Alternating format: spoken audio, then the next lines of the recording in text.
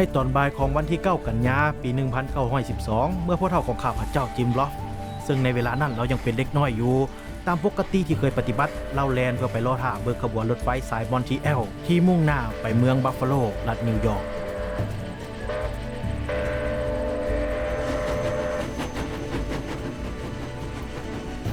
ภาพที่ซ้ายที่มีผมสีเงินใส่สุดคุมยาวโบกมือให้กับเราจากขบวนรถไฟเฮ็ดให้จิมรู้สึกดีใจหลายจนตกลงมาจากหัวที่นั้น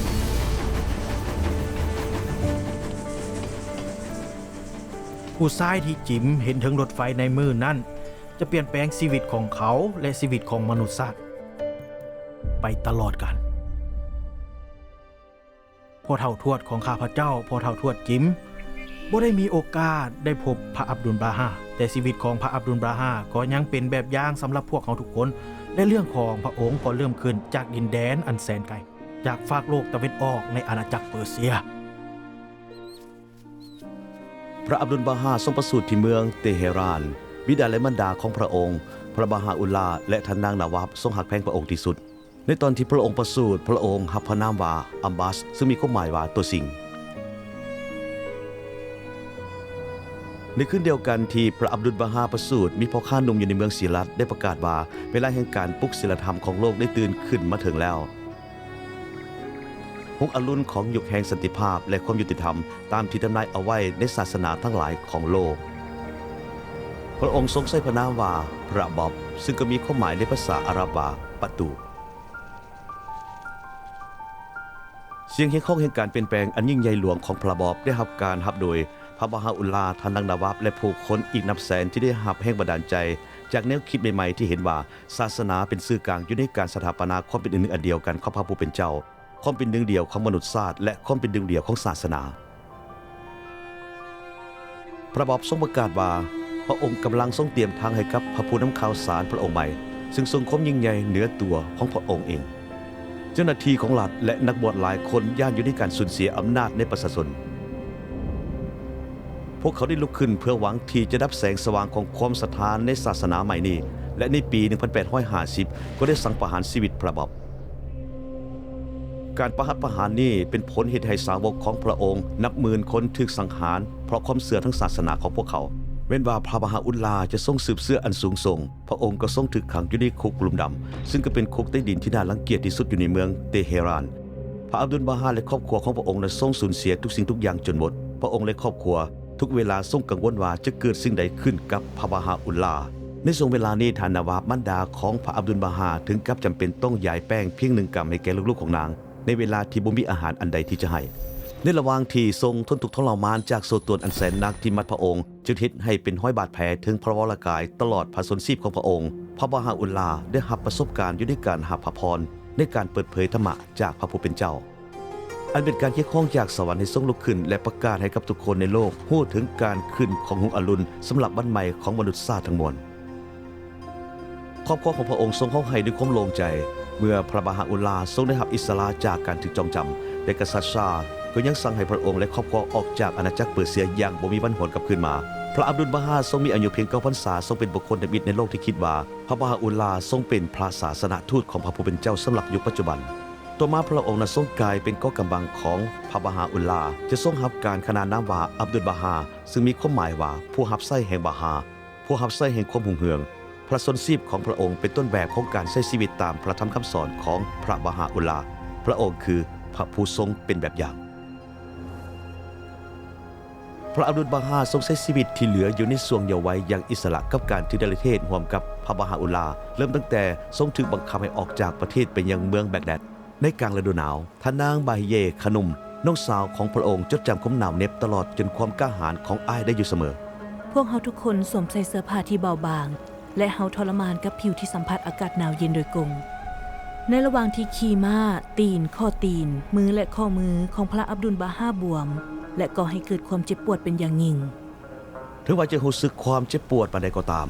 พระอับดุลบาฮาทรงเฮ็ดทุกสิ่งที่พระองค์กระทำได้เพื่อบรรเทาความทรมานของผู้อื่นโดยเฉพาะพระบิดาของพระองค์ในช่วงเวลา10 ปีที่ทรงถึกในประเทศอยู่ในเมืองแบกแดดพระบาฮาอุลลาห์ทรงปีกวิเวกไปที่ภูเขาเคอร์ดิสตานเพื่อกเกียรติพระองค์เองสำหรับภารกิจที่พระผู้เป็นเจ้าทรงมอบความไว้วางใจให้แก่พระองค์พระอับดุลบาฮาที่ยังทรงเยาว์วัยได้อธิษฐานทั้งกลางเว้นและกลางคืนเพื่อการกลับมาอยู่ร่วมกันอีกครั้งหนึ่งเวลาได้ลงเลยไป2 ปีก่อนที่พระบาฮาอุลลาห์จะทรงกลับมาน้องสาวของพระองค์จื้อจำได้ดีพ่อของข้าพเจ้าทรงย่างเข้ามาในบ้านการพบกันของอ้ายของข้าพเจ้ากับพระบิดาในครั้งนั้นเป็นภาพที่ตึงตาจิตใจของข้าพเจ้าที่สุดพระอับดุลบาฮาทรงทิ่มตัวลงถึงพื้นแทบพระบาทของพระบิดาและพระบาฮาอุลลาห์ก็ทรงห้องให้กับบุตรชายของพระองค์พระอับดุลบาฮาทรงเล่าให้ฟังในภายหลังว่ารสชาติของข้าวกีแห้งๆและหมากอินทผลัมในวันเหล่านั้นสั่งหอมหวานยิ่งกว่าอาหารอื่นใดทั้งหมดในโลกวันเวลาเหล่านั้นซึ่งปากกาของพระบาฮาอุลลาห์ได้รับการหลั่งไหลของการเปิดเผยพระธรรมอันสูงส่งด้วยกระแสที่ไหลเชี่ยวอย่างแห้งในคืนแล้วคืนเล่าจนถึงหุงอรุณเศร้าเจ้าหน้าที่รู้สึกถือคุกคามโดยการเพิ่มขึ้นของจำนวนผู้ที่เชื่ออยู่ในพระบาฮาอุลลาห์พวกเขาจึงได้สั่งเนรเทศพระองค์และครอบครัวอีกครั้งหนึ่งเริ่มต้นไปยังเมืองอิสตันบูลและจากนั้นไปที่เมืองเอเดียนเป็นบ่อนที่มีการถ่ายรูปภาพของพระอับดุลบาฮาเป็นครั้งทำอิฐพระบาฮาอุลลาห์ทรงเริ่มเผยเป็นในให้เห็นอยู่ในโชคชะตาทางธรรมอันลึกลับและสถานะอันพิเศษของบุตรชายของพระองค์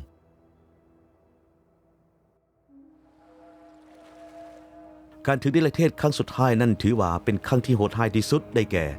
เมืองแห่งคุกอาคาที่มีชื่อเสียงอันโหดร้ายที่สุดด้วยการมาถึงเมืองดังกล่าวในสภาวะที่โหดร้ายที่สุดน้องสาวของพระอับดุลบาฮาทานางบาฮิเยขนุมจึงได้ดีถึงความห่วงใยที่อ้ายมีอยู่ในการเคารพเกียรติศักดิ์ศรีของแม่หญิงที่ร่วมเดินทางมานั้นในเวลานั้นบ่มีทางเรือให้เทียบฝั่งจึงจำต้องได้ย่างฝ่าน้ำจากเรือเพื่อไปหาฝั่งเจ้าเมืองสั่งการให้ผู้ชายแบกแม่หญิงใส่หลังเพื่อให้ฮอดฝั่งแต่พระอับดุลบาฮาทรงคัดค้านพระองค์ได้ทรงจัดหาเอาตังและด้วยความช่วยเหลือของอีกท่านหนึ่งในการช่วยเหลือให้แม่หญิงนางถึงตังเพื่อขึ้นฝั่งในช่วงทำอิฐของการถือคุมขังอยู่ในป้อมปราการนั้นเพื่อนๆหลายคนที่เสียชีวิตและล้มป่วยลงจำนวนหลายพระอับดุลบาฮาทรงสำราญร่างกายให้คนเจ็บป้อนอาหารและเบิ่งแยงพวกเขาพระองค์บ่ได้พักผ่อนเลยจนในที่สุดเมื่อเวลาผ่านไปพระอับดุลบาฮาทรงนำพวกเขาผ่านพ้นวิกฤตการได้พระองค์ทรงเมื่อยล้าอย่างที่สุดและได้ทรงล้มป่วยลงเป็นเวลา2 ปีเต็มที่พระบาฮาอุลลาห์พระอับดุลบาฮาและผู้ถึกในประเทศคนอื่นๆถูกจองจำอยู่ในป้อมปราการอันเป็นคุกที่อยู่ภายในเมืองคุกแห่งนั้น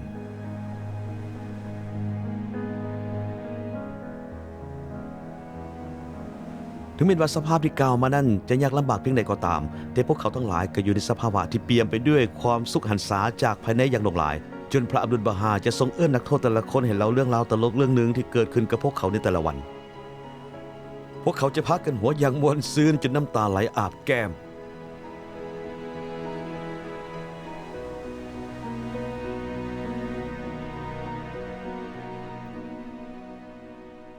อีกฝั่งหนึ่งที่อยู่ตรงกันข้ามกับอ่าวของเมืองอาคามีภูเขาคาเมลอันศักดิ์สิทธิ์ที่เฝ้ารอถามมาหลายศตวรรษแล้ว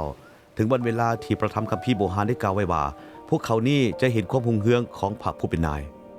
หลายปีต่อมาความชื่นชมยินดีอยู่ในองค์พระบาฮาอุลลาห์ได้ส่งผลให้ข้อจำกัดทั้งหลายค่อยลดน้อยลงและพระองค์ทรงดำเนินไปถึงภูเขาคาเมลร่วมกับพระอับดุลบาฮาผู้ทรงเล่าให้เฮาได้ฟังในเวลาต่อมาว่าหลายครั้งที่พระองค์ทรงกล่าวสรรเสริญจุดประสงค์จุดหนึ่งทั้งภูเขาคาเมลโดยทรงกล่าวว่าเป็นสถานที่ที่สวนเพลิดเพลินยินดีและน่าพึงพอใจและมีวิวทิวทัศน์ที่น่าอัศจรรย์ใจอย่างยิ่ง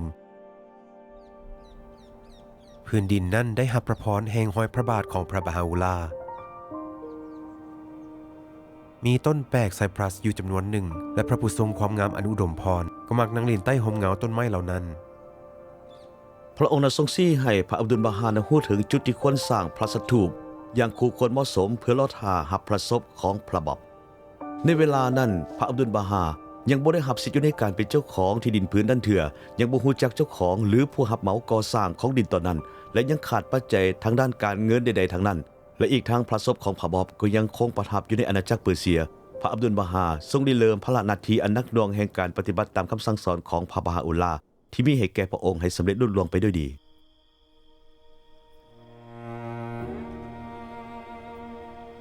เพียง1 ปีต่อมาในช่วงเวลาก่อนหุงเศร้าของวันที่29พฤษภาคมปี 1892 พระบาฮาอุลลาห์ทรงหายใจครั้งสุดท้ายของพระองค์หัวใจของพระอับดุลบาฮาแตกสลายเป็นเวลา3 มื้อ 3 คืนที่ความทุกข์ทรมานที่ส่งผลให้พระองค์บ่สามารถบรรทมหรือว่าพักผ่อนได้เลยพระองค์นั้นทรงกล่าวว่าการพากจากกันได้เผาผลาญเฮาเป็นเวลาที่เคยสว่างไสวกับมืดมิดเปรียบดังกลางค่ำคืน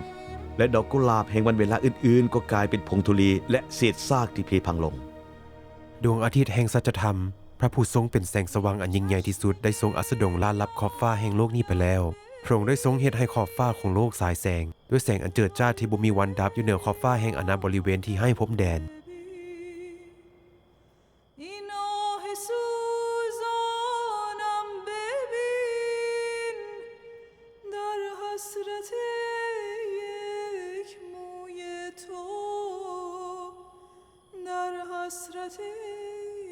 พระอับดุลบาฮาทรงสงสารไปยังเมืองอาคาเพื่อแจ้งข่าวการสวรรคตของพระบาฮาอุลลาห์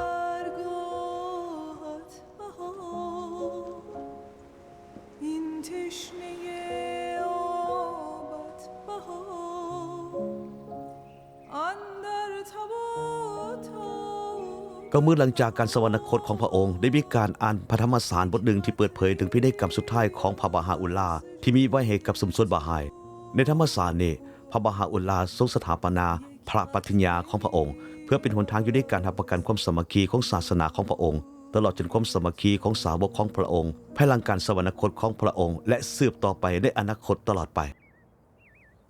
พระองค์ทรงกำหนดให้พระอับดุลบาฮาเป็นศูนย์กลางแห่งพระปฏิญญานั้นดวงตะเว้นแห่งพระบาฮาอุลลาห์ที่ละลับขอบฟ้าไปนั้นบ่ได้ตามมาด้วยความมืดมิดแห่งยามค่ำคืนแต่กับสว่างเจิดจ้าขึ้นด้วยแสงสะท้อนของความหุ่งเฮืองของดวงตะเวนนั้นที่ส่องแสงมาจากดวงจันทร์แห่งพระปฏิญญาสายส่องหนทางข้างหน้าเพื่อมุ่งไปสู่การบรรลุเป้าหมายสูงสุดของพระบาฮาอุลลาห์ซึ่งก็คือการประสานความสามัคคีของมวลมนุษยชาติพระบาฮาอุลลาห์ทรงเปรียบพระอับดุลบาฮาเป็นมนุษย์กิ่งก้านสาขาที่แตกหน่อจากต้นไม้อันศักดิ์สิทธิ์ทรงเป็นกิ่งก้านที่พระผู้เป็นเจ้าทรงเชิดสู้ให้สูงทรงหลายถึงขั้นที่ห่มเงาแห่งพระบารมีของพระองค์จะแผ่ขยายครอบคลุมมวลมนุษยชาติ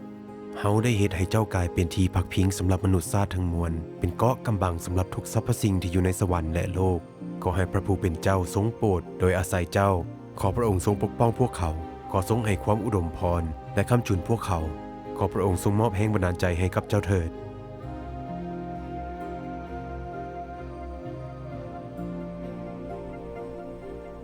พระอับดุลบาฮาคือของขวัญอันสูงส่งที่สุดที่พระบาฮาอุลลาห์ทรงประทานแก่มนุษยชาติพระผู้ทรงเป็นแบบอย่างพระผู้ทรงเป็นต้นแบบอันสมบูรณ์พร้อมสำหรับพระคำสอนของพระองค์พระอับดุลบาฮาทรงกล่าวว่าฐานะของพระองค์คือสถานะแห่งการเป็นผู้รับใช้พระชนชีพแห่งการรับใช้อย่างถ่อมตนของพระองค์ได้สร้างแรงบันดาลใจแก่ทุกคนที่ปรารถนาชีวิตทางจิตวิญญาณที่สมบูรณ์แบบยิ่งขึ้นมีเรื่องราวหลายอย่างเกี่ยวกับบุคคลและชุมชนที่ได้รับแรงดลใจจากแบบอย่างของพระอับดุลบาฮาทรงแสดงให้เห็นว่าจะรับใช้ผู้อื่นอย่างใดจะเอาชนะอุปสรรคต่างๆอย่างใดและการสนับสนุนให้เกิดความเป็นหนึ่งเดียวของมนุษยชาติผู้แสวงบุญจากภูมิภาคต่างๆของอาณาจักรเปอร์เซียและดินแดนใกล้เคียงยังคงเดินทางมาหลายครั้งก็เป็นการเดินทางด้วยการย่างเป็นระยะทางหลายห้อยใหม่ผ่านเส้นทางที่เต็มไปด้วยอันตรายเพื่อมายามเมืองอาคาพระอับดุลบาฮาทรงต้อนรับและเบิ่งแยงผู้แสวงบุญในทุกด้านพระองค์นั้นทรงระลึกถึงการกระทำอันบ่เห็นแก่ตัวที่แสดงถึงความหักและการอุทิศตนของผู้แสวงบุญเหล่านั้นตลอดส่วนพระชนชีพของพระองค์การมาเยี่ยมยามอย่างบ่ขาดสายของศาสนิกชนเหล่านี้และผู้แสวงบุญจากดินแดนอื่นในเวลาต่อมาได้เสริมความสัมพันธ์ให้แน่นแฟ้นยิ่งขึ้นระหว่างพระอับดุลบาฮาและผู้เป็นที่รักของพระองค์ที่กระจายกันอยู่ทั่วทุกมุมโลกพระอับดุลบาฮาทรงปลื้มปิติอย่างที่สุดในปี 1898 ผู้ที่แสวงบุญกลุ่มตับอิฐที่มาจากโลกตะวันตกได้เดินทางมาถึงเนื่องด้วยบุมิทาเทียบเรือในเมืองไฮฟาศาสนิกชนบาฮายชาวอเมริกันทานางลูอาเกสซิงเกอร์ต้องได้โดดลงไปในเรือลำน้อยกว่าเมื่อหนึ่ง พระอับดุลบาฮาทรงขอให้ท่านนางลูอาไปเบิ่งแยงชายคนท้องถิ่นผู้หนึ่งที่กำลังเจ็บป่วยอยู่ในเมืองคุกแห่งนั้นซึ่งพระองค์เองก็ทรงไปเยี่ยมยามชายผู้นั้นเป็นประจำด้วยความหวังจะรับใช้ดังเส้นพระอับดุลบาฮานางลูอาเฝ้าตอบอย่างไวแต่เมื่อนางนั้นไปถึงบ้านของชายผู้นั้นนางกลับตกตะลึงในสภาพของเขาและย่านว่าตนเองจะติดเสื้อพญาติที่หายแห้งจากชายคนนั้นนางลูอาฮีบเฝ้าแลนไปหาพระอับดุลบาฮาผู้ทรงบอกกับนางอย่างนักแน่นว่าหากว่านางต้องการรับใช้พระผู้เป็นเจ้านางจะต้องรับใช้เพื่อนมนุษย์ด้วยกันพอในทุกๆคนเฮานักคนจะเบิ่งเห็นรูปจำลองและความคล้ายคือกันของพระผู้เป็นเจ้าและพระองค์นั้นก็ทรงบอกกับนางว่าหากบ้านของเขาเปื้อนก็ขอให้ท่านจงช่วยทำความสะอาดหากชายผู้นั้นหิวก็ให้นางป้อนอาหารแก่เขา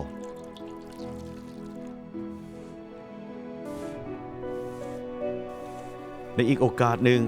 พระอับดุลบาฮาทรงชี้ให้เห็นว่าความพยายามทุกอย่างหากกระทำด้วยความปรารถนาที่จะรับใช้ผู้อื่นแล้วจะถือว่าการกระทำนั้นคือการอธิษฐานนางโลอารับใช้ชายที่ป่วยคนนั้นดังที่พระอับดุลบาฮาทรงกระทำมาแล้วหลายต่อหลายครั้ง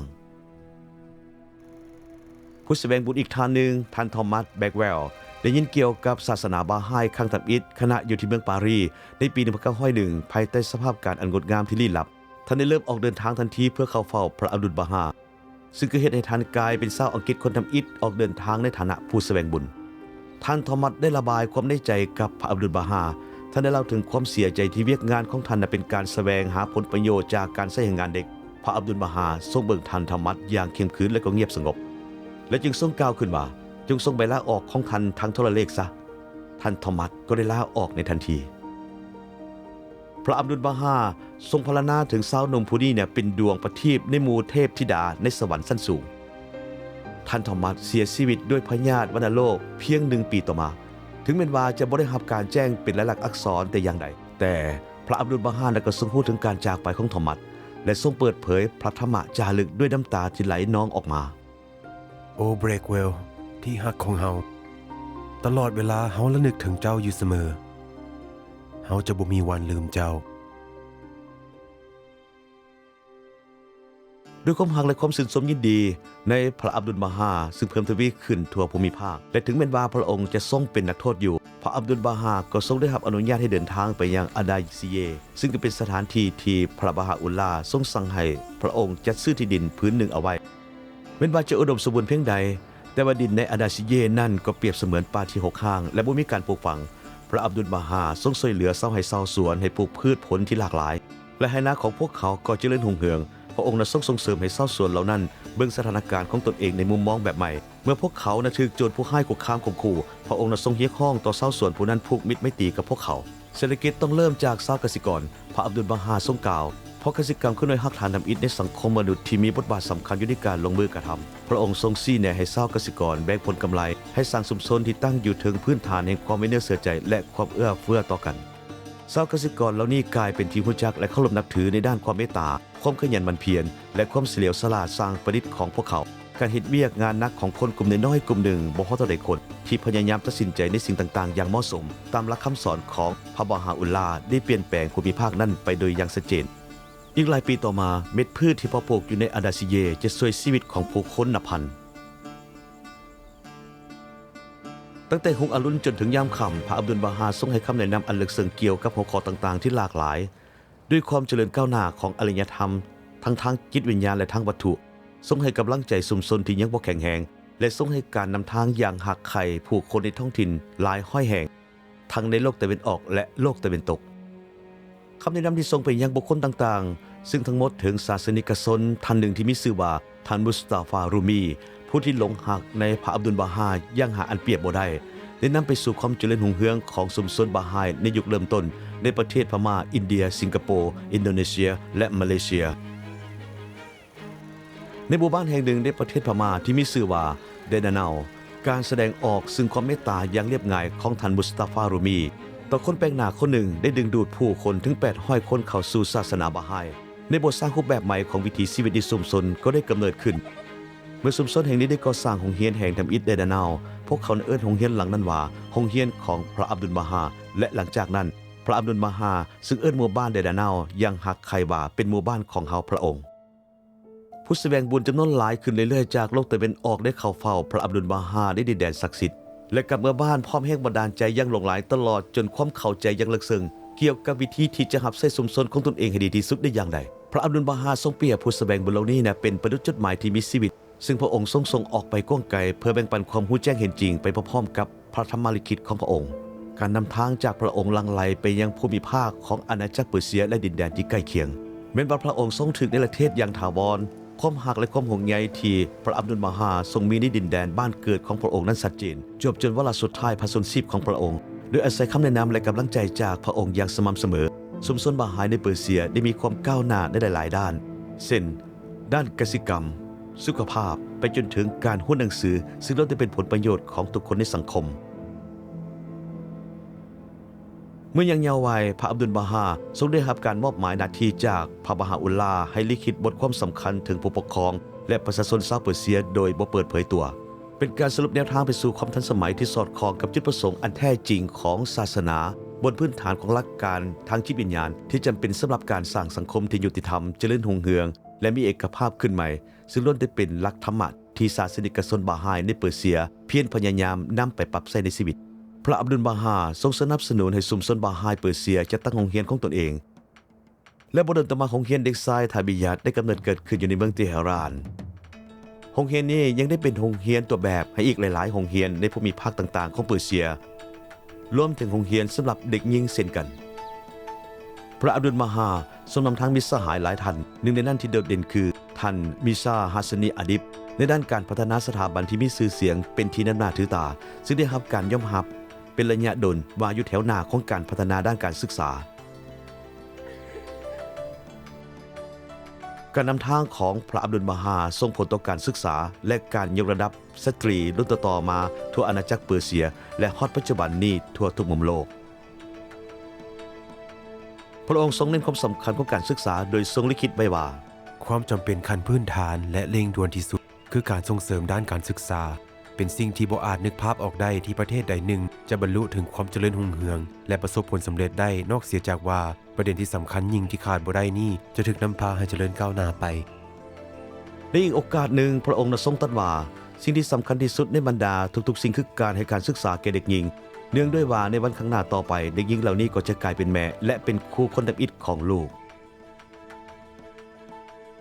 พระอับดุลมาฮาทรงเตรียมการเอาไว้ล่วงหน้าเพื่อการย้ายพระศพของพระบับผู้ทรงถูกประหารชีวิตเมื่อเกือบ50 ปีก่อนหน้านั้นการทรงพระศพมายังดินแดนอันศักดิ์สิทธิ์ตามที่พระบาฮาอุลลาห์ได้สั่งเสียเอาไว้พระอับดุลมาฮาทรงเบิ่งแยงการก่อสร้างพระสถูปด้วยพระองค์เองอันจะเป็นพระสถูปที่ในที่สุดแล้วพระศพของพระบับจะได้รับการประดิษฐานเอาไว้เป็นการถาวรอีกครั้งหนึ่งพระองค์ทรงกล่าวว่าหินทุกก้อนของอาคารแห่งนั้นหินทุกก้อนที่อยู่ตามทางยางไปหาสถานที่แห่งนั้นข้าพเจ้าด้วยน้ำตาที่บ่สิ้นสุดได้ยกขึ้นมาแต่ละก้อนและวางไว้ตามตำแหน่งด้วยความสัตย์จริงจิตใจของข้าพเจ้าเต็มเปี่ยมไปด้วยความปิติยินดีอย่างหลงหลายจนบ่อาจจะบรรยายได้เลยชุมชนในประเทศพม่าได้แกะสลักหินบรรจุพระศพด้วยความหักเคารพอย่างที่สุดโดยใช้หินอ่อนหนึ่งก้อนซึ่งก็มีพลอยทับทิมฝังอยู่ตามธรรมชาติและได้เตรียมส่งไปยังดินแดนศักดิ์สิทธิ์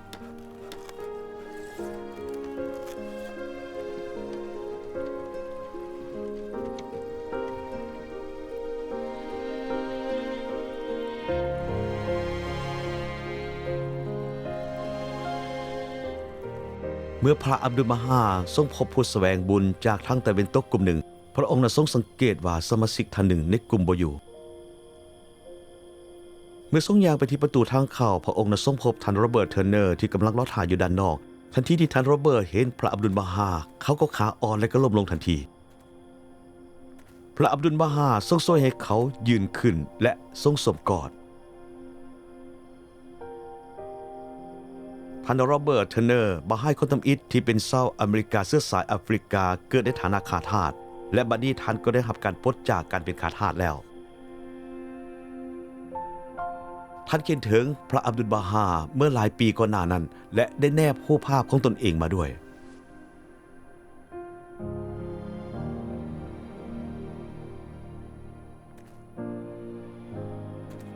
ดูก่อนเจ้าผู้มีจิตใจที่บริสุทธิ์ จิตวิญญาณอันให้มนทิน บุคลิกที่บ่มีไผเทียบได้ใบหน้าอันวิจิตรงดงาม เจ้าเป็นประดุจดังดวงตาที่มีสีเข้มหากจะเป็นแรงกำเนิดของแสงสว่างและเป็นสิ่งที่เผยให้เห็นโลกที่เป็นวัตถุที่บ่จีรังนี้ พระอับดุลมาฮาทรงรู้อย่างชัดเจนเกี่ยวกับวิกฤตการแบ่งแยกสีผิวในอเมริกาซึ่งเฮ็ดให้พระองค์เกิดความทุกข์ใจอย่างยิ่งเพราะว่าความเป็นอันหนึ่งอันเดียวกันคือแกนแท้ตามพระธรรมคำสอนของพระบาฮาอุลลาห์พระบาฮาอุลลาห์ทรงห้ามบ่ให้มีระบบขาทาสด้วยพระวจนะที่ชัดเจนที่สุดของพระองค์ที่ทรงกล่าวว่าในเมื่อตนเองก็เป็นขาทาสหับไส้จึงบ่มีสิทธิ์ที่จะซื้อขาทาสหับไส้อื่นที่เป็นของพระผู้เป็นเจ้าพระอับดุลบาฮาทรงบอกกับท่านโรเบิร์ตว่าในการยืนหยัดอยู่ในความศรัทธาของตนเอาไว้ด้วยความมั่นคงแข็งแรงท่านก็จะเป็นประตูที่ชนชาติทั้งหมดได้ผ่านเข้าไปยังอาณาจักรเบื้องถึงในทุกวันพระอับดุลบาฮาจะทรงทักทายผู้ที่ขัดสนแจกใยเหรียญและเสื้อผ้าอย่างเอื้ออาทรเด็กน้อยก็จะมาห้อมล้อมพระองค์เพื่อจะมารับขนมหวานและก็ฟังพระวจนะที่ให้กำลังใจและเปี่ยมด้วยเมตตาอย่างบ่มีวันสิ้นสุดและในบ้านของพระอับดุลบาฮาก็มีของขวัญอันพิเศษนั่นก็คือทันสุกิหลานชายของพระองค์เมื่ออายุเพียง5 ปีทันสุกิเอฟเฟนดี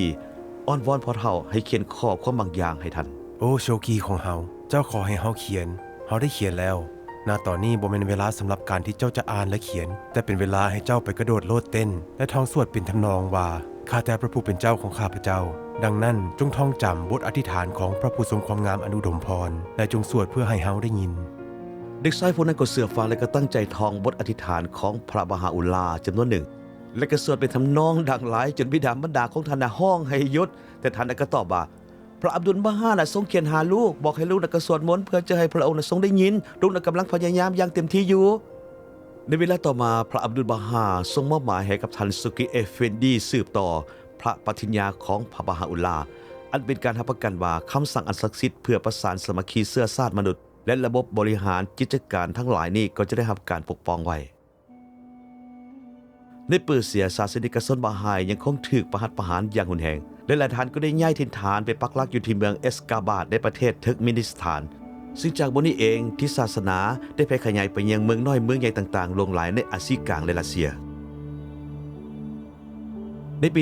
1902 ได้รับการนำทางจากพระอับดุลบาฮาและเป็นการปฏิบัติตามพระประสงค์พระบาฮาอุลลาห์ที่ทรงมุ่งหวังเอาไว้ชาวบาฮาอยู่ในเมืองเอสกาบาดได้ก่อตั้งสถานที่สักการะสถานบาฮาแห่งทมิตรของโลกพระอับดุลบาฮาได้ทรงสนับสนุนการพัฒนาวัดแห่งนี้ทุกขั้นตอนซึ่งก็มีท่านวากิลูดาวลิอับนานซึ่งก็เป็นพี่น้องของพระบอบด้วยการเบิกแย้งเป็นการส่วนตัวชุมชนนี้สถาปนาตึกอาคารเพิ่มเติมอ้อมวัดแห่งนี้รวมมีโรงเรียนห้องหมอและมหาวิทยาลัยด้วยการนำทางของพระอับดุลบาฮาชุมชนนี้เจริญรุ่งเรืองขึ้นคิดคู่ไปกับการพัฒนานี้พระอับดุลบาฮาทรงหล่อเลี้ยงชุมชนบาฮายที่กำลังเติบใหญ่ขึ้นในคอกัสซัสด้วยความหักใคร่ซึ่งได้รับการติดต่อสื่อสารจากพระองค์อย่างบ่ขาดสายเกี่ยวกับการพัฒนาอย่างต่อเนื่องของพวกเขาและการมีส่วนร่วมในวิถีชีวิตของสังคมสักการะสถานที่เมืองเอสกาบาดได้จุดประกายแห่งบันดาลใจให้ศาสนิกชนบาฮายในอเมริกาเหนือได้เขียนเพื่อขออนุญาตสร้างวัดในฟากโลกตะวันตกพระอับดุลบาฮาทรงขอให้ทานคอลินทรูซึ่งก็เป็นแม่ผู้ที่เวียกหลายที่ได้มายามพระองค์ให้รับผิดชอบเบิ่งแย่งการสร้างวัดแห่งนี้ 2-3 มื้อต่อมาเมื่อชายผู้มีชื่อเสียง 2-3 ท่านจากเมืองชิคาโกมาถึงพระอับดุลบาฮาทรงบอกให้พวกเขาเฮ็ดเวียกกับท่านนางคอลินพระองค์ทรงกล่าวว่าเขาก็ได้แนะนำอย่างครบถ้วนให้กับนางแล้วพระอับดุลบาฮาได้ทรงมอบหมายให้สตรีเป็นผู้รับผิดชอบเวียกงานที่สำคัญที่สุดของชุมชนท่านนางคอลินเริ่มการก่อตั้งสภาสามัคคีบัดบาฮายซึ่งพระอับดุลบาฮาทรงเรียกร้องว่าจะต้องประกอบด้วยสมาชิกที่เป็นแม่หญิงการก่อตั้งคณะกรรมการนี้นำไปสู่การสถาปนาธรรมสภาบาฮายแห่งประเทศสหรัฐอเมริกาและแคนาดาข้างทำอิฐด้วยการนำทางของพระอับดุลบาฮาท่านนางคอลินดำเนินการตามภารกิจการสร้างสักการะสถานแม่บทของฟากโลกตะวันตกโดยย้ำถึงความสำคัญของความเสมอภาคระหว่างหญิงและชายพระอับดุลบาฮาทรงลิขิตว่าแม่หญิงจะกลายเป็นเพื่อนร่วมงานที่เท่าเทียมกับชายและจนกว่าความเสมอภาคนี้จะได้รับการสถาปนาขึ้นความก้าวหน้าและการบรรลุผลสำเร็จอย่างแท้จริงของเชื้อชาติมนุษย์จะบ่ได้รับการส่งเสริมให้บังเกิดขึ้น พระอับดุลมาฮาเสด็จเข้าพำนักอยู่ในเมืองโคอาคาเมื่อทรงเป็นสาวหนุ่มด้วยวัย24พรรษาพระองค์ทรงทนทุกข์ทรมานจากความยากลำบากอันน่าย่านกลัวคำตัวและก็การสร้างข่าวลือของผู้ที่กล่าวให้ต่อพระองค์ตลอดจนคู่เอาชีวิตของพระองค์ในปี1908นักโทษการเมืองและศาสนาทุกคนทั่วอาณาจักรออตโตมันได้รับการปล่อยตัวบัดนี้ภายหลังการเป็นนักโทษผู้ถูกเนรเทศเป็นเวลา50ปีพระอับดุลมาฮาได้รับอิสรภาพแล้วเมื่อพระสถูปของพระบอบได้ตั้งสง่าอยู่จุดที่กำหนดเอาไว้หลายปีก่อนแล้วพระอับดุลมาฮาจึงทรงบรรลุภารกิจอันศักดิ์สิทธิ์อยู่ในการประดิษฐานพระศพของพระบอบเอาไว้ถึงภูเขาคาเมลซึ่งนับว่าเป็นความสำเร็จเทื่อสำคัญของระยะแห่งการปกครองของพระอับดุลมาฮาโดยทรงดำเนินตามที่พระบาฮาอุลลาห์สั่งเอาไว้หีบเพชรด้วยหินอ่อนสำหรับบรรจุพระศพได้ถูกส่งมายังยากลำบากเอาไว้ในห้องที่ปลอดภัยและในส่วงแรงด้วยแสงของตะเกียงเพียงดวงเดียวพระองค์ได้ทรงวางหีบบรรจุพระศพอันศักดิ์สิทธิ์ที่เฮ็ดมาจากไม้พระองค์ทรงวางหีบนั้นด้วยพระหัตถ์ของพระองค์เองท่านโซกิเอฟเฟนดีซึ่งมีอายุเพียง13ปีในตอนนั้นได้เล่าให้ฟังเมื่อหลายปีต่อมาว่าพระอับดุลมาฮาทรงปลดผ้าโบกหัวของพระองค์ปลดเกือบและกระเสือคลุมของพระองค์ทรงก้มลงต่ำกว่าระดับของหีบหินอ่อนที่แกะสลักทั้งยังเปิดฝาอยู่ผมสีขาวเงินของพระองค์ที่ปลิวผ่านใบหน้าและถึงพระเศียรของพระองค์เปลี่ยนไปและหุ่งสว่างขึ้นพระองค์ทรงวางหน้าผากของพระองค์ไว้ที่ขอบของหีบไม้และทรงห้องไห้อะไรอย่างแหงทรงห้องไห้น้ำตาอาบแก้มจึงเห็นให้ทุกคนอยู่ที่นั่นห้องไห้กับพระองค์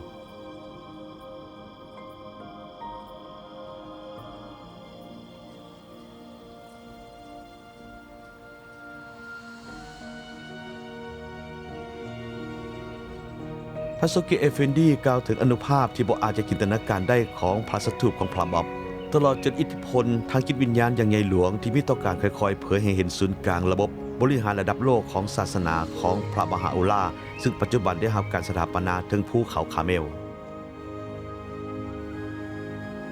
โดยการคิดข้างสนับสนุนของพระอับดุลบาฮาตลอดทรงเวลาหลายปีนี้ภรรยาของพระองค์ท่านนางโมนิเรคานมพระบาฮาอุลลาห์เองทรงเป็นพระผู้ประทานพรให้แก่การสมรสของทั้งสองเมื่อเกือบ40ปีก่อนเมื่อพระอับดุลบาฮายังทรงเป็นสาวหนุ่มในอาคามันเป็นไปได้ยากที่จะบรรยายถึงความสุขของการได้อยู่กับพระอับดุลบาฮาความหักที่บ่มีสิ้นสุดของพระองค์พระเมตตาของพระองค์ความลาเริงแจ่มใสของพระองค์ความมีอารมณ์ม่วนซื่นของพระองค์ความเอาใจใส่ของพระองค์ต่อทุกคนอย่างบ่ฮู้อิดเมื่อยพระองค์ทรงความดีเลิศจะหาผู้ใดในโลกมาเทียบได้ข้าพเจ้าและพระผู้เป็นที่ฮักยิ่งอยู่น้ำกันมาเป็นเวลา50ปีเฮาบ่เคยห่างจากกันเลยเว้นแต่ระหว่างที่พระองค์ทรงเสด็จยามอียิปต์ยุโรปและอเมริกาในตอนที่ทรงมีอายุหลายแต่ก็ยังทรงมีกำลังอย่างน่าอัศจรรย์พระอับดุลมาฮาทรงขึ้นเรืออย่างเงียบๆและบ่มีพิธีรีตองใดๆพระองค์ออกเดินทางเป็นเวลา3ปีเพื่อประกาศให้โลกรู้ว่ายุคสมัยแห่งการรวมมนุษยชาติทั้งหมดเข้าเป็นอันหนึ่งอันเดียวตามพันธสัญญาของยุคสมัยได้มาถึงแล้วในเวลาที่พระอับดุลมาฮาบ่อยู่พระองค์ได้ทรงมอบหมายให้ท่านนางบาฮิเยคานมน้องสาวผู้เป็นที่ฮักยิ่งของพระองค์กลุ่มบังเหียนของศาสนาบาฮายซึ่งก็เป็นบทบาทที่บ่เคยมีมาก่อนสำหรับแม่หญิงท่านใดในประวัติศาสตร์ศาสนาของโลก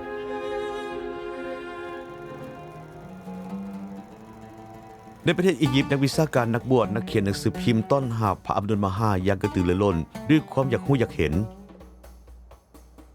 ท่านเชคอาลียูซุฟบรรณาธิการหนังสือพิมพ์อาหรับอันมูอายัดซึ่งครั้งหนึ่งเคยต่อต้านชาวบาฮายอย่างหุนแหงได้เข้าเยี่ยมพระอับดุลมาฮาและได้บรรยายในเวลาต่อมาถึงการพบกันในครั้งนี้นะว่าพระองค์ทรงรอบรู้อย่างลึกซึ้งในเรื่องศาสนาทรงเป็นนักปราชญ์เกี่ยวกับคำสอนของอิสลามทรงอุทิศตนเพื่อความเชื่อในเอกภาพของมนุษยชาติแกนกลางของคำสอนและการนำทางของพระองค์แม่นการละทิมอคติทั้งหลายด้านศาสนาสีผิวชนชาติเด็กชายชื่อว่าอาลียัสดีรำลึกถึงการพบกับพระอับดุลมาฮาเป็นครั้งทำอิฐในอียิปต์พระองค์ทรงยืนตัวกงคือกับลูกธนู พระองค์ทรงเบิ่งทุกคนยิ้มและต้อนรับทุกคนโดยกล่าวว่ากูซามาดินกูซามาดินยินดีต้อนรับยินดีต้อนรับ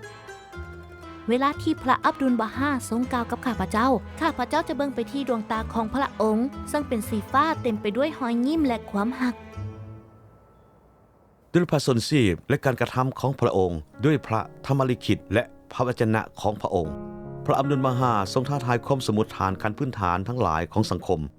ทรงคอยท่านำทางมนุษยชาติไปสู่ความสามัคคีเพื่อว่าความบ่ฮู้ความทุกข์ยากและความหุนแฮงจะถูกกำจัดออกไปจากโลกนี้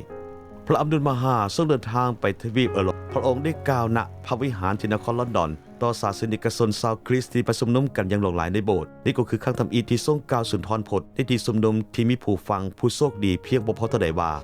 นี่คือวงหอบใหม่ของพลังแห่งมนุษย์ขอบฟ้าทุกแห่งหนทั่วโลกสว่างไสวขึ้นเจ้าได้หลุดพ้นแล้วจากความเชื่อที่งมงวยในสมัยบูหานซึ่งเหตุให้มนุษย์เป็นผู้ขาดความรู้ทำลายรากฐานที่แท้จริงของมนุษยชาติของขวัญจากพระผู้เป็นเจ้าสำหรับยุคแห่งความรู้แจ้งนี่คือความรู้เกี่ยวกับความเป็นหนึ่งเดียวของมนุษยชาติในทวีปยุโรปในที่สุดพระอับดุลบาฮาจะเสด็จยามสวิตเซอร์แลนด์สกอตแลนด์เยอรมันฮังการีและฝรั่งซึ่งพระองค์ทรงกล่าวกับผู้คนนับหลายพันคนเกี่ยวกับการแสวงหาความจริงว่าทุกคนล้วนแต่พิจารณาตนเองเป็นผู้พิทักษ์ความจริงอยู่เพียงผู้เดียวและศาสนาอื่นๆประกอบไปด้วยข้อผิดพลาดต่างๆความจริงที่ว่าเฮาจินตนาการว่าตัวเฮาเองเป็นฝ่ายถูกและคนอื่นๆทุกคนผิดเป็นอุปสรรคอันใหญ่หลวงที่สุดในหนทางไปสู่เส้นทางแห่งความสามัคคีและความสามัคคีเป็นสิ่งจำเป็นหากว่าเฮาจะบรรลุถึงความจริงเพราะความจริงนั้นเป็นหนึ่งเดียว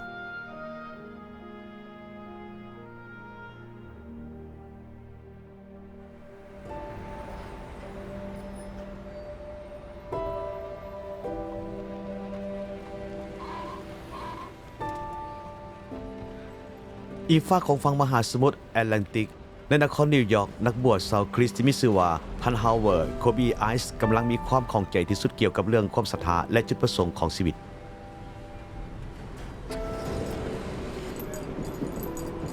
ในฤดูใบไม้หล่นและฤดูหนาวในปีนั้นอยู่ในความทรงจำของข้าพเจ้าเป็นช่วงเวลาหลายเดือนที่โศกเศร้าที่สุดข้าพเจ้าบ่ฮู้จักความผิดหวังใดที่ใหญ่ไปกว่าความผิดหวังของจิตวิญญาณที่แสวงหาพระผู้เป็นเจ้าอย่างจริงใจแต่หาพระองค์บ่พบเมื่อท่านฮาวเวิร์ดได้รับรู้ว่าพระอับดุลบาฮาจะเสด็จมาเยี่ยมอเมริกาท่านก็บอกกับเพื่อนคนหนึ่งว่าท่านต้องการพบพระองค์ตามลำพังเพื่อแสวงหาความจริงหลายอาทิตย์ต่อมาความปรารถนาของท่านเป็นจริงขึ้นมา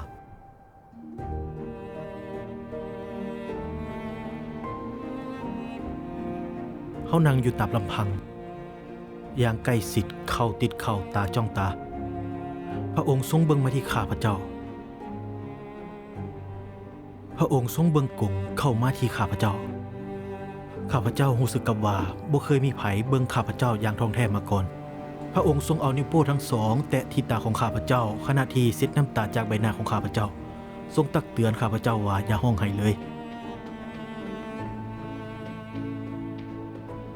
คนเฮาต้องมีความสุขเสมอแล้วพระองค์ก็หัวขึ้นเป็นเสียงหัวที่ดังกังวานคือกับเสียงเด็กน้อยเฮาทั้งสองนั่งในความเงียบสงัดเป็นเวลาที่รู้สึกว่าดุลนานหลายแล้วความเงียบสงัดอันยิ่งใหญ่ก็ค่อยๆก้าวเข้ามาหาข้าพเจ้าจากนั้นพระองค์ก็ทรงดึงข้าพเจ้าเข้าไปในอ้อมแขนของพระองค์เป็นการสวมกอดที่พิเศษที่สุดกระดูกทุกส่วนของข้าพเจ้าถึงกับลั่นพระองค์จูบมาที่แก้มของข้าพเจ้าทั้งสองข้างทรงเอาแขนพาดบ่าของข้าพเจ้าและนำข้าพเจ้าไปที่ประตูมีเพียงเท่านี้แต่ชีวิตบ่เคยเหมือนเดิมตั้งแต่นั้นมาส่วนระยะเวลาทั้ง2วันนั้นที่ใช้เวลาร่วมกันพระอับดุลบาฮาได้ทรงกล่าวเรื่อยๆเกี่ยวกับพระเยซูคริสต์กับนักบวชท่านนี้ท่านฮาวเวิร์ดได้กลายเป็นบาฮายผู้อุทิศตนต่อมาท่านได้เขียนไว้ว่าณเวลานี้ซึ่งผ่านมา 2,000 ปีภายหลังการหุ่งขึ้นในคำสอนของศาสนาคริสต์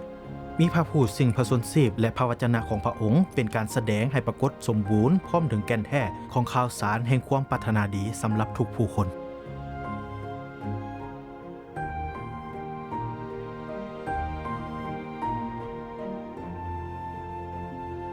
ในพระธรรมลิขิตของพระองค์และก็ระหว่างการเดินทางของพระองค์พระอับดุลบาฮาทรงประกาศความจริงทางจิตวิญญาณขั้นพื้นฐานทั้งหลายให้แก่ผู้นำทางความคิดอย่างบ่ทรงอิดเมื่อย พระองค์นั้นทรงเว้ากับบุคคลและกับกลุ่มคนจำนวนนับบ่ถ้วนในแวดวงวิทยาศาสตร์เศรษฐกิจและประชาคมด้านความยุติธรรมทั้งสังคมซึ่งทั้งหมดถึงสมาคมแห่งชาติเพื่อความก้าวหน้าของคนสีผิวแม้จะทรงได้รับคำยกย่องสรรเสริญพระองค์แต่พระอับดุลบาฮาจะทรงแสดงอย่างชัดเจนว่าพระมหาอุลลาซึ่งเป็นบ่อเกิดแห่งความคิดและการกระทำของพระองค์ในส่วนทำอิฐของการเดินทางพระอับดุลบาฮาทรงพบกับท่านหลุยส์เกกกอรีทนายที่มีเชื้อสายแอฟริกาอเมริกันที่หากก็ย่อมหาพระมหาอุลลาเมื่อบ่ดนมานี้พระอับดุลบาฮาทรงเฮ็ดให้เขานั้นรู้สึกประทับใจอย่างสุดซึ้งในพระองค์สำหรับผู้ที่รับรู้แม้นเพียงเล็กน้อยที่สุดว่าพระผู้ทรงเป็นผู้รับใช้ของพระเจ้าพระผู้นี้คือไผและก็ทรงเป็นผู้แทนของพลังอำนาจใดนั้นการที่ท่านได้พบพระองค์เช่นนี้เป็นสิ่งที่อยู่เหนือเกียรติใดๆทั้งปวงในทั้งโลกหน่วยนี้พระอับดุลบาฮาทรงแนะนำท่านหลุยส์ให้รู้จักกับบาฮายใหม่อีกท่านหนึ่งซึ่งก็เป็นแม่หญิงเชื้อสายอังกฤษผู้ฮักอิสระที่มีชื่อว่านางลุยซาแมทธิวการแนะนำให้ทั้งสองรู้จักกันในครั้งนั้นเป็นพระประสงค์จากเบื้องถึงตามคำเชิญของท่านหลุยส์ที่ได้เชิญพระอับดุลบาฮาอยู่ในการกล่าวสุนทรพจน์นักศึกษาในคณะภายในมหาวิทยาลัย 1,600 คนและแขกรับเชิญที่มาร่วมมหาวิทยาลัยฮาร์วาร์ดในนครวอชิงตันดีซีฝูงชนที่หลั่งไหลเข้ามาอย่างหลงไหลอยู่ในบ่ายเมื่อนั้นก็เป็นโอกาสทำอิทธิตามมาด้วยอีกหลายๆครั้งในอเมริกาที่พระอับดุลบาฮาทรงกล่าวต่อกลุ่มผู้ชมที่เป็นคนผิวสีดำส่วนใหญ่ต่อมาในงานเลี้ยงอาหารกลางเว้นอย่างเป็นทางการท่านหลุยส์ถือกินกันบ่ให้เข้าร่วมงานเนื่องจากว่าสีผิวของเขาท่านหลุยส์เกเกอรี่อยู่บนใดพระอับดุลบาฮาทรงถามจงนำทานเกเกอรี่เข้ามาเถิดพระอับดุลบาฮาทรงจัดการย้ายบวงซ้อมจานและกระจอกน้ำไปด้านข้างเพื่อจะให้ท่านหลุยส์ได้นั่งข้างๆพระองค์จากนั้นพระอับดุลบาฮาทรงนั่งลงและปฏิบัติคือว่าบ่มีอีหยังผิดปกติเกิดขึ้นทรงเริ่มกล่าวเกี่ยวกับความยุติธรรมเฮาทุกคนล้วนฮู้และยอมรับว่าความยุติธรรมเป็นสิ่งที่ดีแต่จำเป็นต้องมีเจตจำนงและการลงมือกระทำและแสดงให้เห็นถึงความยุติธรรมในเดือนกันยายน1912ท่านหลุยส์เกเกอรีและก็ท่านลุยซาแมทธิวได้แต่งดองกันพระอับดุลบาฮาทรงสนับสนุนและก็ทรงชื่นชมยินดีในการสมรสร่วมกันเป็นหนึ่งเดียวของทั้งคู่พระองค์ทรงลิขิตว่าความหลากหลายในครอบครัวมนุษย์ควรเป็นบ่อเกิดของความหักและความปองดองเช่นเดียวกับดนตรีที่มีตัวโน้ตที่แตกต่างกันแต่ก็ผสมผสานกันเป็นคอร์ดที่มวลสมบูรณ์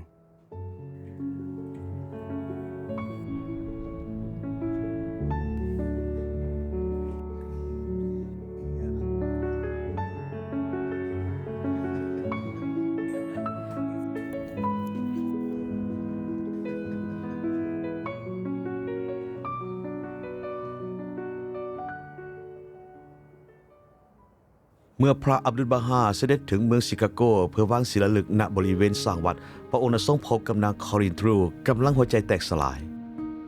หนึ่งคืนก่อนหน้านั้นลูกชายของนางเท่าเดวิสได้เสียชีวิตลงซึ่งก็เป็นลูกชาย1 ใน 5ของท่านคอรินและก็ผัวได้สูญเสียไปก่อนพิธีวางศิลาฤกษ์ครัวที่อยู่ใกล้ๆกับสถานที่พระอับดุลบาฮาทรงปลอบโยนจิตใจของนางพระองค์ทรงเข้าใจถึงความโศกเศร้าเสียใจของนางพระองค์เองก็สูญเสียบุตรไป5 คนเช่นกัน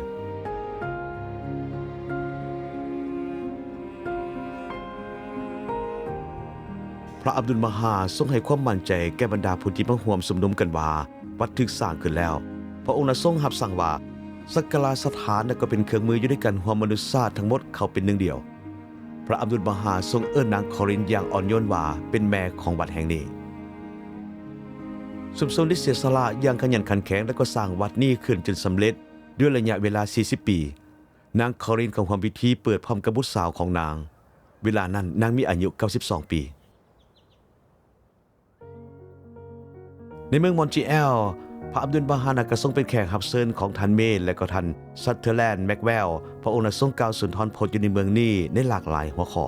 ว่าด้วยเรื่องศิลปะพระอับดุลบาฮาทรงกล่าวว่าในยุคใหม่อันวิเศษนี้ศิลปะคือการบูชา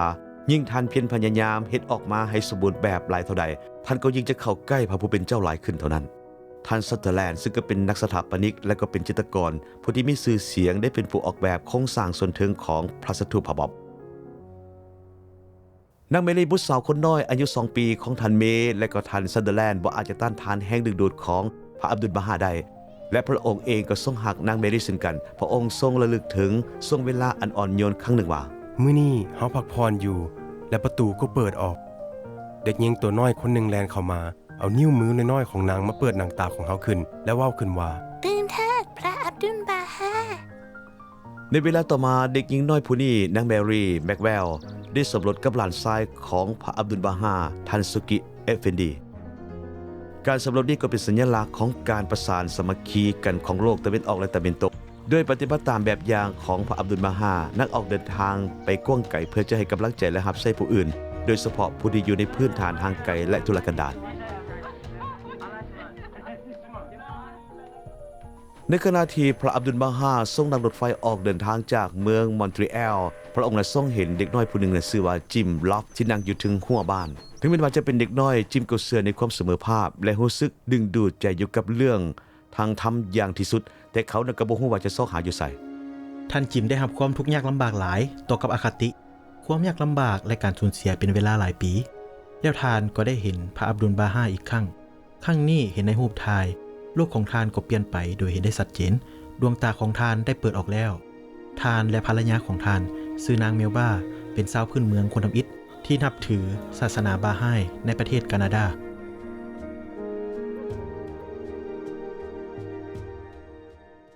โดยทรงที่ได้รับการกระตุ้นเตือนและก็เล็งให้โลกอยู่ในการสร้างสันติภาพแล้ว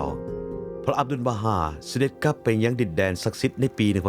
1913 และสงครามโลกครั้งที่1ก็ปะทุขึ้นตามที่พระองค์ทำนายเอาไว้ความรุนแรงและความอยุติธรรมนี้เฮ็ดให้จิตวิญญาณของพระอับดุลบาฮาเต็มไปด้วยความเจ็บปวดที่สุดพระองค์ทรงอธิบายว่า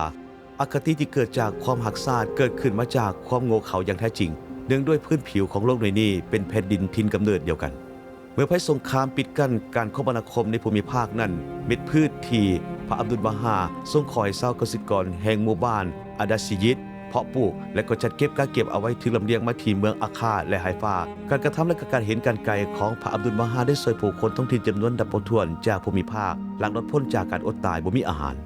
เมื่อทรงถือผู้เสื้อขาวถามพระอับดุลบาฮาจะทรงตอบว่าสันติภาพคือพระประสงค์และข่าวสารของพระองค์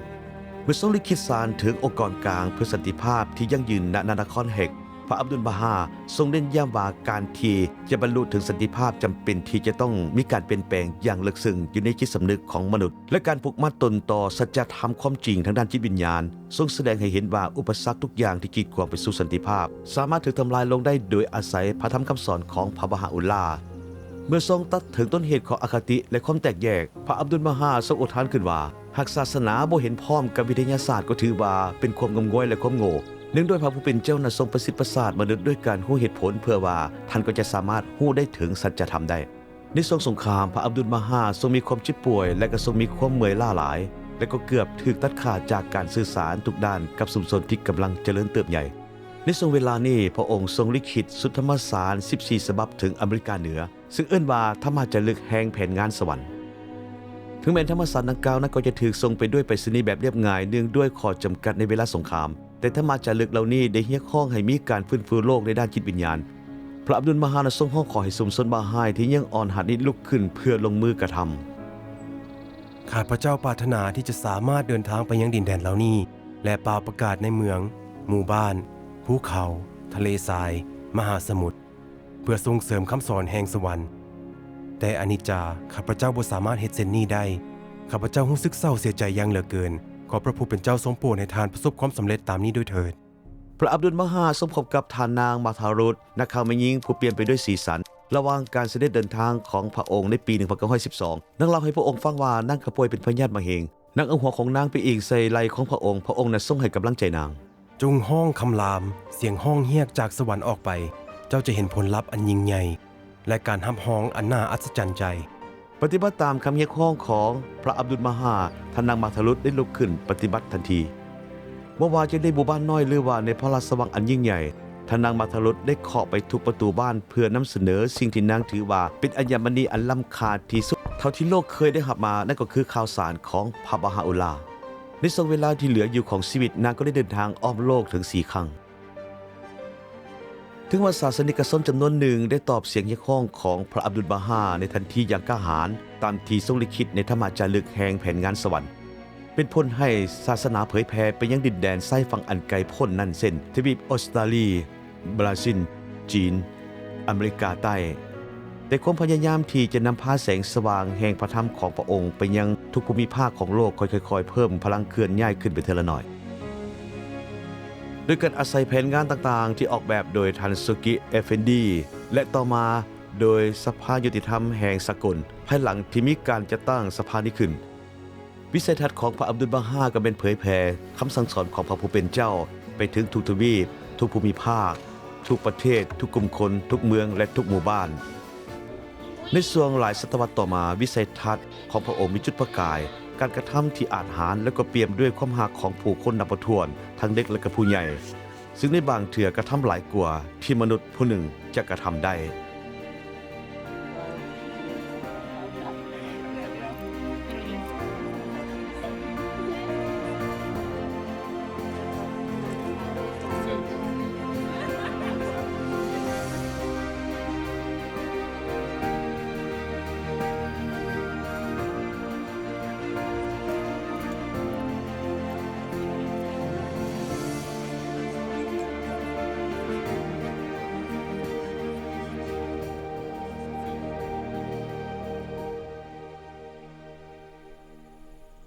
พระอับดุลมหานะทรงเขียนไว้ว่าพระบาฮาอุลลาได้ทรงวาดวงกลมแห่งความสามัคคีพระองค์ได้กระทรงสร้างสรรค์แม่แบบเพื่อการประสานสามัคคีประสาชาติทั้งหลายเข้าด้วยกันพระองค์ทรงตรัสว่าบัดนี้ยุคใหม่ได้มาถึงแล้วและก็การสร้างสรรค์ได้ถือกำเนิดขึ้นใหม่มนุษยชาติเริ่มดำเนินวิถีชีวิตใหม่ขณะที่ทุกสิ่งถูกสร้างสรรค์ขึ้นใหม่และความสดใหม่ทั้งหลายนี้มีต้นเหตุมาจากพระกรุณาธิคุณและก็ความโปรดปรานอนาพิศวงที่หลั่งไหลลงมาเถื่อใหม่มาจากพระผู้เป็นนายแห่งอาณาจักรสวรรค์ซึ่งก็ได้สุบชีวิตใหม่ให้กับโลกดังนั้นผู้คนทั้งหลายจึงต้องปลดปล่อยตนเองให้เป็นอิสระพ้นจากรูปแบบของวิธีการคิดแบบเก่าเพื่อว่าความสนใจทั้งหมดของพวกท่านจะมุ่งมาสู่จุดเดียวคือมุ่งไปสู่หลักการใหม่เหล่านี้เพราะหลักการเหล่านี้คือแสงสว่างของเวลานี้และจิตวิญญาณของยุคสมัยนี้อย่างแท้จริงพวกท่านคือพวกเขาและพวกเขาคือพวกท่านพระอับดุลบาฮานะทรงบำรุงเลี้ยงศักยภาพในแต่ละคนและในทุกๆคนเพื่อจะให้เขาบรรลุถึงความเป็นหนึ่งเดียวกันนี่คือผลของแบบอย่างของพระองค์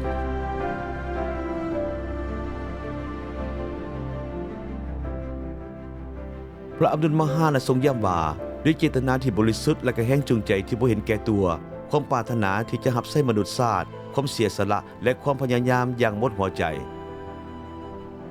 ผู้คนทั่วทุกแห่งหนสามารถสามัคคีกันเพื่อจะมีส่วนสนับสนุนให้เกิดการเปลี่ยนแปลงจิตวิญญาณและก็การฟื้นฟูของโลก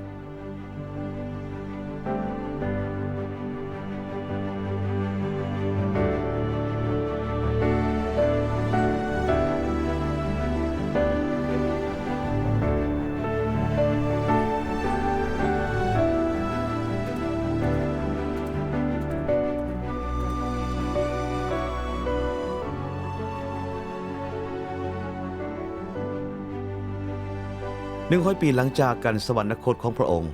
พระอับดุลมหาทรงให้ความมั่นใจแก่มนุษยชาติว่าจงจดจำไว้ว่าบ่ว่าเฮาจะอยู่ในโลกนี้หรือบ่การสถิตของเฮาจะอยู่กับเจ้าเสมอตลอดเวลาเฮาเว้าถึงเจ้าและระลึกถึงเจ้าเสมอและเฮาวิงวอนพระผู้เป็นเจ้าด้วยน้ำตาให้ทรงหลั่งพระพรทั้งหมดที่มีมาสู่เจ้านำความยินดีมาสู่จิตใจของเจ้าและความเบิกบานแก่ดวงจิตวิญญาณของเจ้า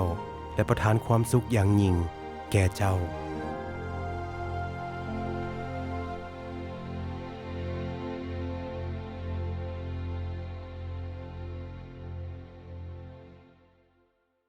ภาพเคลื่อนไหวการเสด็จมาเยือนอเมริกาของพระอับดุลมหาในปี 1912